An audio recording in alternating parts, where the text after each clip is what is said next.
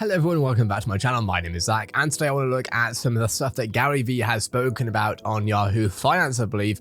I want to have a look at what parallels I can draw from what Gary Vee is talking about with NFTs here, with how VeVe and Ecomi might be able to take advantage. Now, whether or not Ecomi and VeVe will take advantage of what Gary Vee is saying here is a different story entirely. I don't know. I'm hoping that they will, though. And of course, right now, just for those who like to see it, let's make sure this is actually up to date. Damn, we are down almost 30%. So 0.001817 and a low of 0.001642 and a high of 0.002599. My question to you is, will we see this go below 0.001? Are we going to start seeing 0.0009 or 8 or 7, etc.? Love to hear your take on that. That being said, I was expecting this intro to have some audio. Oh, there we go. Okay. Welcome back. I'm going to just turn down the music because it's probably copyrighted and stuff. Of a year, and it's only May. From Here we go. $69 million Christie's auction to the Golden State Warriors, selling digital championship memorabilia over the weekend for more than $2 million. NFT. Yo, Yahoo Finance. I get that like production is difficult. Trust, I literally used to work at the BBC, so I'm not digging too much. But the audio, come on, come on. Have enabled brands and companies and artists to interact with fans in completely new and monetizable ways. And our next guest It sounds like we have a Blue Yeti, which is this thing on the screen right here, in the studio, which, yeah. watching that space closely and is finally making his move into the NFT space. Early investor in Coinbase, Uber, and Facebook, Gary Vaynerchuk, finally announcing VeFriends, a collection of more than 10,000 character NFT tokens. We'll also give people access to future events, business conferences, and other access with Gary. And for more on that, happy to bring VaynerMedia CEO, now VeFriends CEO and creator Gary Vaynerchuk on with us. And Gary, we've seen a lot of NFT projects. This one is kind of interesting in the way that you pair everything together. But talk to me about how much thought went into this and why this is the decision you came down with. Thanks for having me. Yes, I've been paying attention for quite a while. I in the winter decided to go heavy into CryptoPunks, the OG NFT project. Got very educated, reading, thinking, and then kind of had that eureka moment and remembered and kind of went into default, behavior. When I saw the internet, eureka. Let's read this real quick. Gary Vee launched his NFT collection. VeFriends comprises of 10,255 tokens. Every VeFriends token holder is given access to VeCon and the annual conference.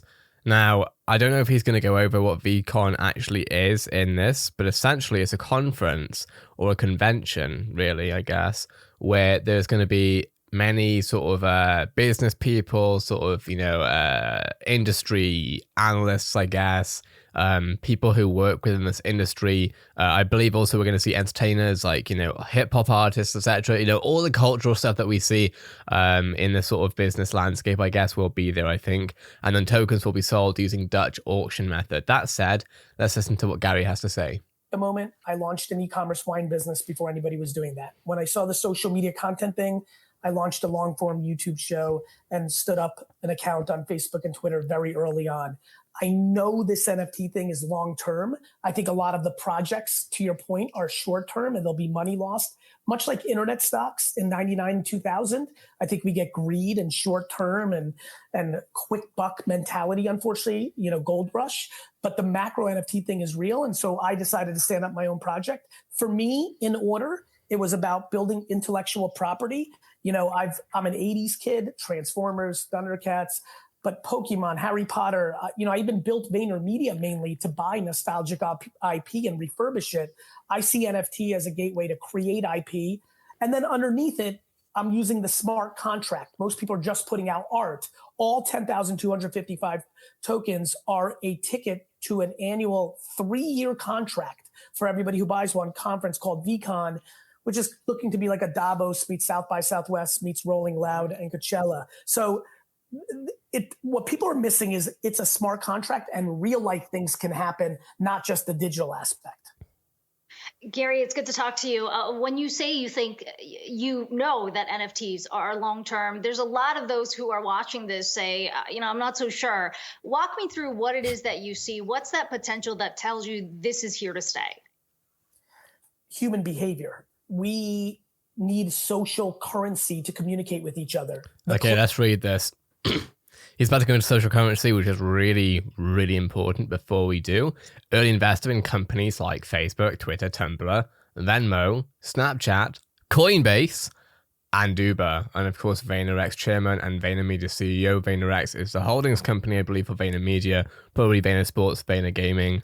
I imagine Empathy Wines might have been underneath that, but he sold that to Constellation, I think so. Clothes we wear, the watches we wear, the homes we buy, the photos we take on vacation, the blue check mark on Instagram, the Fortnite skins and NBA 2K plus ups. This is already happening. Once people understand the scale of what's going to happen when we start having public wallets that show our tokens, it's going to become the asset version of social media. And so for me, it's the human psychology that I've traded on in Web 1 and Web 2 that has me very confident about Web 3. About Web 3. Now, this is the thing, and I want to let Gary say what he has to say before I start trying to draw parallels with what he's saying with Ecomi. Whoops, let's get the audio back on. The human Confident about Web 3. Yeah, let's talk a little bit more about the human psychology behind all this too, because I've been watching the space blow up, and you think about, behavioral finance and the fact that you're transacting in a lot of these cases with Ether, not necessarily US dollar. That kind of, in a similar way to credit cards and the way that we spend differently when we spend with cash versus credit cards, detaches people from what exactly they're spending on. I'd be curious to get your take on maybe where we're at in terms of speculation, perhaps greed, when you see Dogecoin up more than 10,000% in the year. Where do you put us at? Which Hang on. project? I want to hear specifically what he said that made Gary think that way, because I was listening, but I didn't quite see what made him go, ugh, and I want to hear it again. Maybe where detaches people from what exactly they're spending on. I'd be curious to get your take on maybe where we're at in terms of speculation, perhaps greed, when you see Dogecoin up more than 10,000% in the year. Where do you put us at? Which crypto projects have you worried? Most. I mean, this is internet. This is internet 95, 6, 7, 8, 9. Like, there's an absolute NFT winter coming. There's too many projects that are completely built with no intent other than I'm a celebrity, I'm an intellectual property, I want money as fast as possible. The same way I'm going to... He said it right there. I want money as fast as possible. Right there. For all the Omi people who are getting angry, upset, etc., as fast as possible. Just keep that in mind. Print t-shirts the same way I'm going to do this. I just want it. For me, look what's behind me. I have Thundercats. I collect cards. I am a pop culture collectible trader. This is the most native thing to me, which is why for me, the characters you just saw on screen, I'm thinking about how I'm going to spend the next 45 years of my life getting them on backpacks, sneakers, into consumer packaged goods, on a Netflix television show, kids' books. Now, I don't know if he has explained this well enough, in as much as I know what he's talking about, but I don't know, because I think last time I made a Gary Vee video about this, someone was asking this, and he'd already explained it, so I'm going to try and explain it as well. He has these VeFriends, right? Now, VeFriends are NFTs that he is, selling, essentially, that are characters, right? So he's basically built up and he's drawn up characters. So there's like Patient Panda, and essentially there are a number of different animal characters essentially that have their own sort of name, etc. Right? Now, obviously, you can use those to get into VeCon, but as far as how are those NFTs actually going to be worth anything, it's the same way that VeVe NFTs will be worth something and are already worth something. It's because the IP that we're looking at is so valuable. Now, here's the thing. I truly believe that a lot of NFTs, I think there's a social currency element involved, but I also believe, and this is something that Gary might speak about more so soon, is that there's a social currency, like we care about what we wear, and then there's the utility, which is what does it do for us? Is it a game? You know, can we use our Street Fighter NFTs in VeVe, for example? Will we be able to use that to play Street Fighter in real life? Let me explain. If we have a look right now, in fact, and we will definitely finish this video, but I want to go over this because I think it's important. If we go over to Street Fighter AR, let's see what we find, because I'm almost certain. Here we go. I'm glad actually that Abhishek himself got a lot of views on this. So, you know, once we have wearables, you know, wearable glasses where we can see things through the lens, who's to say that this won't be NFTs? Who's to say that you won't be able to gamify NFTs in this way? This is exactly what Trevor, lead content producer at Ecomi, has been speaking about, being able to gamify NFTs and being able to use NFT collectibles to do different to what we can expect from real life collectibles, right? Physical collectibles. You can't expect physical collectibles to have a bar on top of them with, you know, health, this, that, and the other, being able to attack each other, right? They're actually gamifying this. Now, that is one use on top of it being a special Street Fighter NFT. And I do believe that that's going to make wonders, especially for the licenses we've seen. You know, realistically, we've seen Marvel, we've seen Disney, etc., essentially being able to gamify those NFTs on top of the collector's value of them. That being said, let's continue. Video games, that will inherently impact the people that bought that collectability. And in the short term, the conference, the gift goats that give you surprise gifts 6 times a year, people are just going too short term. So I think, and then there's just supply and demand issues, everybody. Every single intellectual property and every single influencer and famous person and any person with any kind of expertise or size of audience will launch an NFT project because there's no reason not to. Speaking of speculation, Gary, I'd love to get your thoughts on the rise of Dogecoin. Number one, what's the value in it? Do you see value in it? And if so, what is it?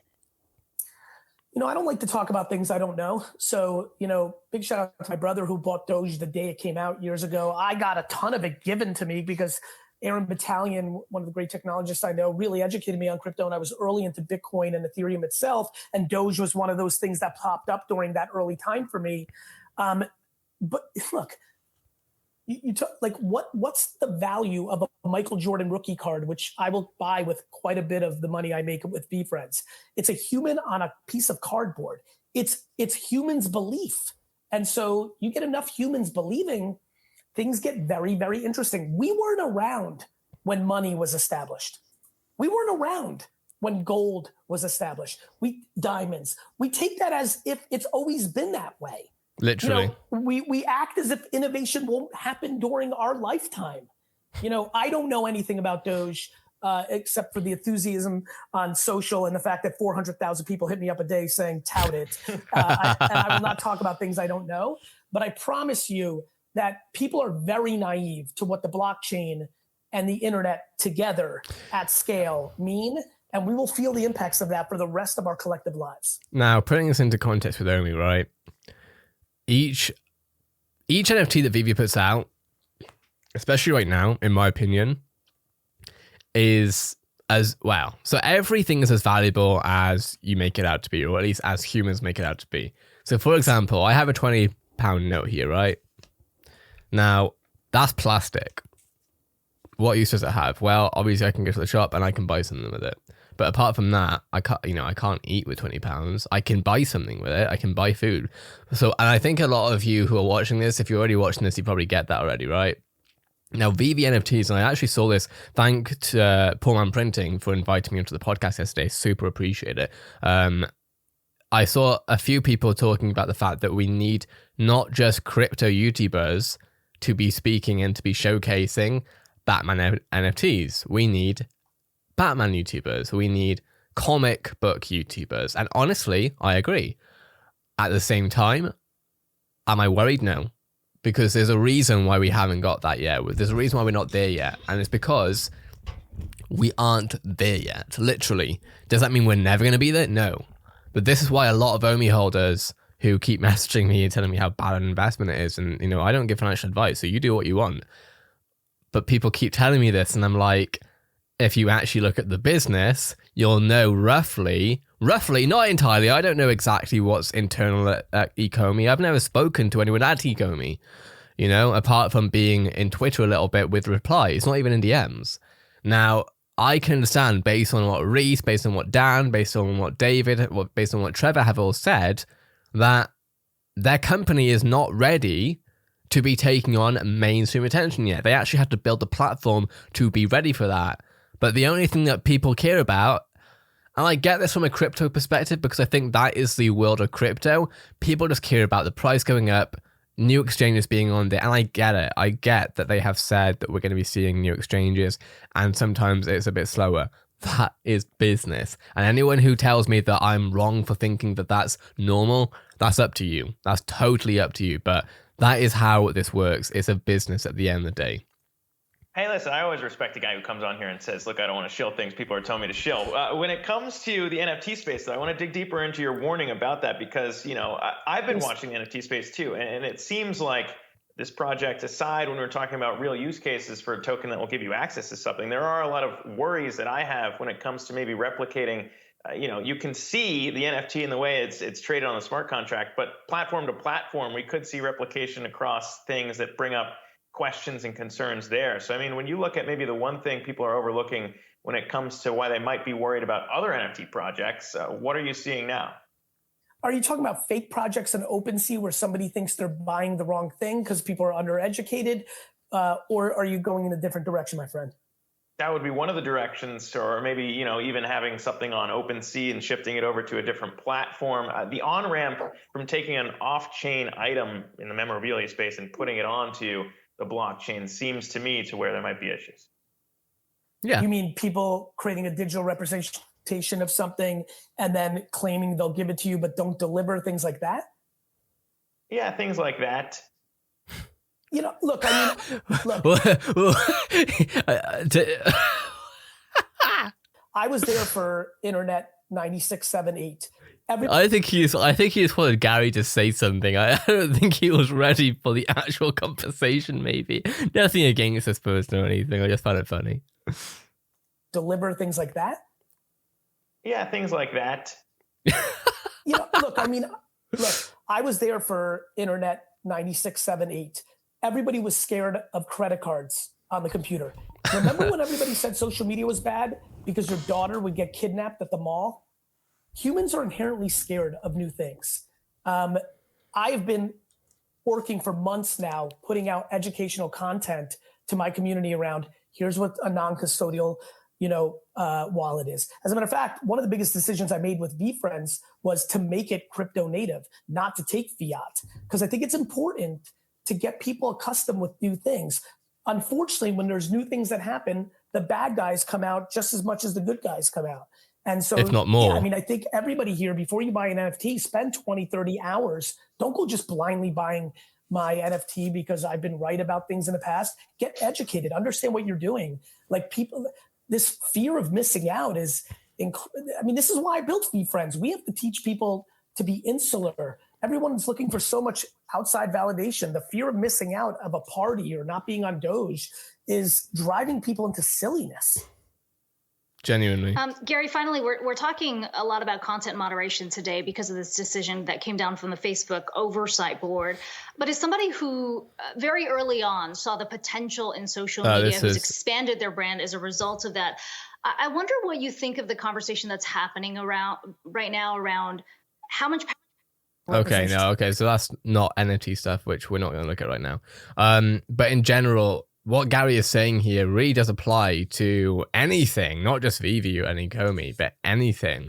And it's interesting watching the community figure this out very slowly, because like I say, people are just, and I think it's a very interesting nature of it, or even as someone who is seeing the stuff on Yahoo Finance, right?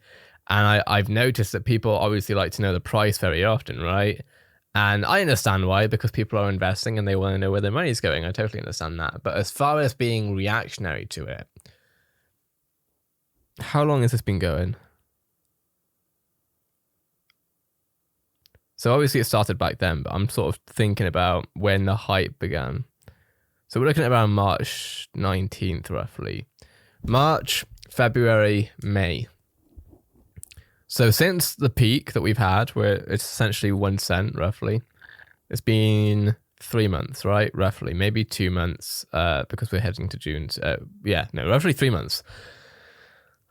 Who here, raise your hand, who here believes that a crypto based on a tech business is likely and expectable to rise to a good place in 3 months? And bear in mind that this was due to, from my understanding, basically mainstream heads talking about it, like Logan Paul, for example. Now, it's great that they were talking about it, but it did mean that we were going to see a correction, and that's what we're seeing right now. And we're seeing a major correction in as much as well, people who I don't believe have faith in Omi are leaving. And actually, I am more than happy to see that. Because A, it means that those who actually believe in this can just buy it. Well, you obviously know what that means, hopefully, if you're watching the channel. But if you don't, it means that people can buy at a lower rate. And the product itself will move out regardless of people's fears, regardless of stakeholders, regardless of the price, regardless of any of this. And this is why I don't really care about this price. It's why I laugh at it at this point. It's because I know people are getting annoyed about it. And I'm like, and I know I don't like people getting upset or annoyed by any means. Although when people comment and are mean to me about it, I think you're an idiot. Because, you know, I'm not a financial advisor. I've not told anyone to buy anything, this, that, and the other. But also, again, if we actually listen to what Reese and etc. have been saying, we'll know that this is going to be a slow drive. And whatever happens, what's going to happen with Omi is going to happen whether you buy in or not. And that's all I'm going to say. Like, there's no more to it than that. It's very similar to what Gary is saying, right? Is that you have certain projects. You know, when NFTs first came out, and I was really skeptical of it myself. When NFTs first came out, I remember thinking, what the hell? What's this about? And I remember like thinking, oh, these people think they're going to make loads of money on NFTs, right? You know, people who, friends of mine who like, you know, had taken photos and they're like, oh, this is going to be my first minted NFT, etc. And I'm like, great, awesome. But VeVe, on the other hand, when I actually looked into it, when I tried to understand it, when I especially spoke to Cavell Anderson about stuff as well, because we're friends off of crypto and stuff, just in general. And I looked at it and I'm like, oh my gosh, there's a tech company that's trying to do X, Y, and Z. And there's a coin that you can invest in, not that I'm advising you to, but it's possible to invest in a very upcoming tech company that is so far ahead of the game that they have licenses to all of these different big brand names. And they're one of the only ones that have licenses to that for NFT specifically. Yes, Quid. And we've actually just spoken about Quid, actually, looking at it on Forbes, the fact that the founder left 3 years ago. You know, VeVe is so far ahead of any other company that I'm aware of, at least, regarding NFTs, mainly on the basis of the technology that they are using. They have, obviously, their content team, Trevor leading that. They're then also working with AAA studios, which if this is new news to you, and you're getting annoyed at Omi, by the way, I want to be very clear. Watch the videos I've made. Watch the videos that Cavell's made. Watch the videos that YouTubers on Omi have made, because we're actually all explaining everything, because realistically, ad revenue on this stuff is good, which means that we will literally just tell you what's happening because we can get paid for it. Like, there's no secret there. That doesn't mean that we're getting paid by Omi. It doesn't mean that Ecomi pays anyone. It just means that we are essentially doing the research for a lot of people. So either you can do the research yourself and you can look at what's happening with Ecomi. And if you don't believe in Ecomi, you know what the option is. Quite simply, don't be a part of it. It's not that difficult. And that's why when I said about people getting antsy and having notifications on for Ecomi and VeVe's Twitters to write how bad their crypto is, yes, you're being childish. No, you're not being childish if you don't like it. If you don't like it, that's fine. That's not necessarily childish. That might not be smart potentially, but hating because you're not thinking or looking or researching is just dumb, childish, stupid. I'll say all the words about it. I'm not going to say anything horrible, but that's that. Anyway, Gary said what he said, I said what I've said, and we're going to continue looking at awesome stuff online about Omi, about VeVe, about other cryptos too, and all that good stuff. If this video was interesting, let me know in the comments below. A like is always much appreciated. Subscribe if you're interested, and make sure, I was using this as an example last time we did game. I was saying that people who comment on VeVe with negative things are like that. But if you want to follow me, by all means, I'm at ZakiZoo on Twitter, and I cover a lot of stuff regarding VeVe Omi. We've gained like 100 followers on Twitter today, which I am mind blown by. Thank you so much. We're going to be at 2K at some point, which is awesome. And as you can see, I talk a lot about crypto, a lot about Omi, Ecomi, etc. Some people being idiots. Anyway, have a great day, everyone. Thanks for watching, and I'll see you in the next video.